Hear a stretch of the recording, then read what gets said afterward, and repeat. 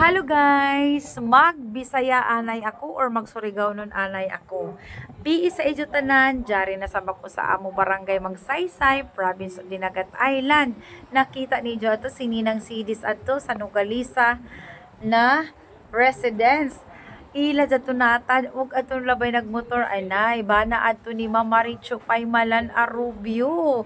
So dinhi sa amo barangay lalo na diri sa Amo Street, Saga Street, Purok Dos, musinggit gud pagday, ay, kumusta naman ka? Da, amo ra gud ako andayan.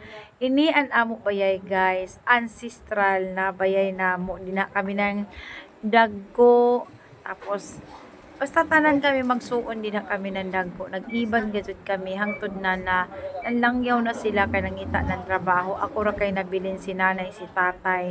So diha gajud ako nagjaga, diha gajud ako karanahan, diha ako panguyaban. Charis! Hangtod ang mga bata nag-apura na muuli na kay nagchika pa man kami ni Nainita, nasangit na sab nukabat ng 30 minutos ang amo mga chika-chika bisan asa na pasingod kay naghangop lagi kami pati si Rulan pati ang mga bata nalipay si Nainita na nakita niya si Aars and si Aubrey. Pagkatapos ng uli na kami kay tanggutom na lagi kay mga abot na ng alauna. Hisos pagpanaw pala mo, nasangit na sad ako diri sa ilayayin bayay. Nagtabi-tabi na sab ang kumustahan namo na nahimo na gazud na extend na gazud noon. Naabot na kami ng alauna, imidya na mambagan adto hangtod no sinyas na si Aubrey na ati manguli na kita kay tagutom na ako. Ang katabian sa iya gazud nanay kay maghangop lagi kay panayag saraman ka ako makauli diri sa amo lugar.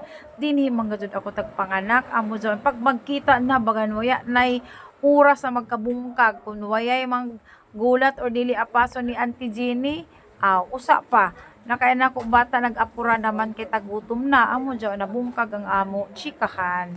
That's all guys, bye bye for now.